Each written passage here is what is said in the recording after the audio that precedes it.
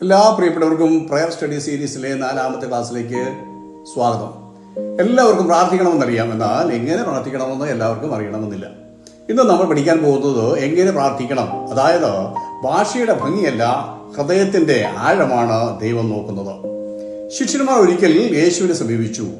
ഞങ്ങളെയും പ്രാർത്ഥിക്കാൻ പഠിപ്പിക്കണമേ എന്ന് അവർ പറഞ്ഞു. ലൂക്കോസും സുവിശേഷം 1-ാമത്തെ വാക്യം. എന്ത് പ്രാർത്ഥിക്കണം എന്നല്ല ചോദിച്ചത്, എങ്ങനെ പ്രാർത്ഥിക്കണമെന്നായിരുന്നു ചോദിച്ചത്. അതിന് യേശു കൊടുത്ത മറുപടി, നിങ്ങൾ പ്രാർത്ഥിക്കുമ്പോൾ ചൊല്ലേണ്ടിയത് ഇങ്ങനെ എന്നാണ്.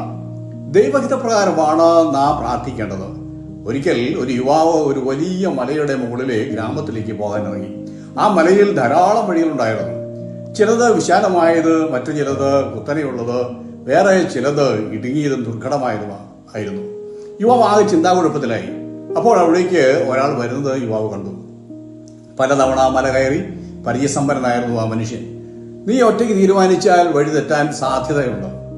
അതുകൊണ്ട് ആ മലയിൽ 100 കണക്കിന് വഴികളാണുള്ളത്. ഞാൻ പറയുന്ന വഴി നീ പിന്തുടർന്നാൽ വഴി തെറ്റാതെ നിനക്ക് ലക്ഷ്യസ്ഥാനത്തെത്താനായിട്ട് കഴിയും. യുവാവ് ഒരു നിമിഷം ചിന്തിച്ചു. ഒടുവിൽ താൻ സ്വന്തം പദ്ധതി പ്രകാരം കണ്ടെത്തിയതായ വഴികളെല്ലാം ഉപേക്ഷിച്ച് വഴികാട്ടിയുടെ പിന്നാലെ നടന്നു. യാത്ര ഒട്ടും എളുപ്പമായിരുന്നില്ല. യുവാവ് പല പ്രാവശ്യം വഴികാട്ടിയോട് ചോദിച്ചു, നമുക്ക് വേറെ വഴിയിലൂടെ പോകാമായിരുന്നില്ലേ? വഴികാട്ടി പുഞ്ചിരിച്ചുകൊണ്ട് പറഞ്ഞു, നീ ഇപ്പോൾ വഴി കാണുന്നില്ല, പക്ഷേ ഞാൻ ലക്ഷ്യം കാണുന്നുണ്ട്. അവസാനം മലയുടെ മുകളിലെ ഗ്രാമത്തിൽ അവർ സുരക്ഷിതരായിട്ടെത്തി. പ്രാർത്ഥനയിൽ ദൈവഹിതം അറിയുന്നത് എളുപ്പവഴി തിരഞ്ഞെടുക്കുന്നത് പോലെയല്ല. ദൈവം കാണിച്ചു തരുന്ന വഴി സന്തോഷത്തോടെ സ്വീകരിക്കലാണ്.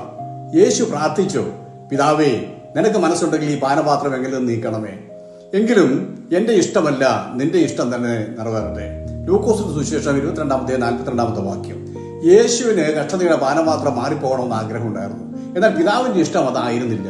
യേശു ആ കഷ്ടതയുടെ പാനപാത്രം മട്ടോളം വലിച്ചു കുടിക്കണമെന്നായിരുന്നു. പിതാവിന്റെ ഹിതത്തിന് യേശു സമർപ്പിച്ചു.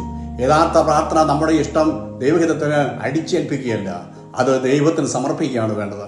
പലപ്പോഴും നമുക്ക് ഏത് തീരുമാനമാണ് എടുക്കേണ്ടതെന്ന് നമുക്ക് ശരിയായിട്ട് അറിയില്ല. എന്നാൽ ദൈവം നമ്മുടെ ആരംഭം മുതൽ അവസാനം വരെ കാണുന്നവനാണ്. അതുപോലെ തന്നെ വളരെ പ്രധാനപ്പെട്ട ഒരു കാര്യമാണ് പ്രാർത്ഥനയിലെ വിശ്വാസം. നിങ്ങൾ പ്രാർത്ഥിക്കുമ്പോൾ അപേക്ഷിക്കുന്നതൊക്കെയും ലഭിച്ചു എന്ന് വിശ്വസിപ്പീൻ, എന്നാൽ അത് നിങ്ങൾക്ക് ഉണ്ടാകും. മർക്കോസിന്റെ സുവിശേഷം 6-24 വാക്യം. ശ്രദ്ധിക്കുക, വിശ്വാസം എന്നത് ദൈവത്തെ നിർബന്ധിക്കുന്നതല്ല, ദൈവത്തിന്റെ വിശ്വസ്തതയിൽ ആശ്രയിക്കുന്നതാണ്. ഇത് പ്രാർത്ഥനയിലെ ഏറ്റവും പ്രധാനപ്പെട്ട സത്യങ്ങളിലൊന്നാണ്. ദൈവത്തിന്റെ വിശ്വസ്തതയിൽ ആശ്രയിച്ച് പ്രാർത്ഥിക്കുക.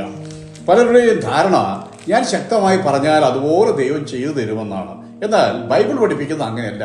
ദൈവം എപ്പോഴും വിശ്വസ്തനാണ്. ദൈവം എപ്പോഴും ചെയ്യുന്നത് ഏറ്റവും നല്ലതുമായിരിക്കും എന്ന വിശ്വാസമാണ് നമുക്ക് വേണ്ടത്. ഞാനൊരു ഉദാഹരണത്തിലൂടെ കാര്യം വ്യക്തമാക്കാം. ഒരു ചെറിയ കുട്ടി അവന്റെ പപ്പയോട് പറഞ്ഞു, ആ മൂർച്ചയുള്ള കത്തി എനിക്ക് വേണം. ആ പിതാവ് കൊടുത്തില്ല. കുട്ടി ഉച്ചത്തിൽ നിലവിളിച്ചു. പപ്പയ്ക്ക് ഒട്ടും സ്നേഹമില്ലെന്ന് കരച്ചിലിനിടയിൽ അവൻ വിളിച്ചു പറഞ്ഞുകൊണ്ടേയിരുന്നു. സത്യത്തിൽ ആ പിതാവ് ആ മകനെ ആഴമായി സ്നേഹിക്കുന്നത് കൊണ്ടാണ് കത്തി കൊടുക്കാതെ ഇരുന്നത്.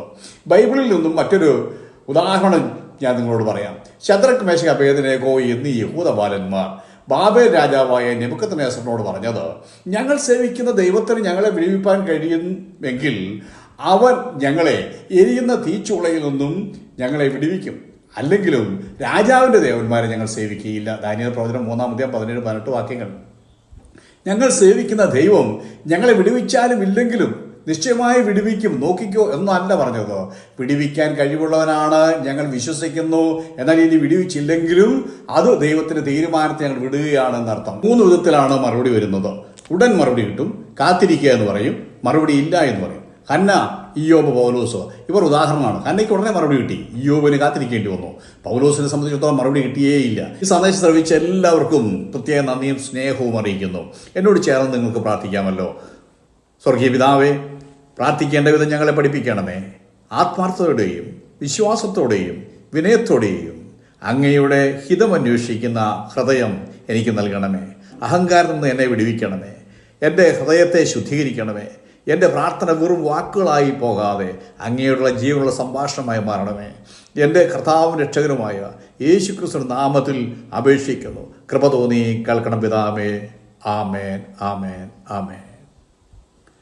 ഈ സന്ദേശം ഫോളോ ചെയ്യുക, ലൈക്ക് ചെയ്യുക, ഷെയർ ചെയ്യുക. നിങ്ങളുടെ അഭിപ്രായങ്ങളും പ്രാർത്ഥനാ വിഷയങ്ങളും കമൻറ്റ് ബോക്സിൽ കമൻറ്റ് ചെയ്യുക.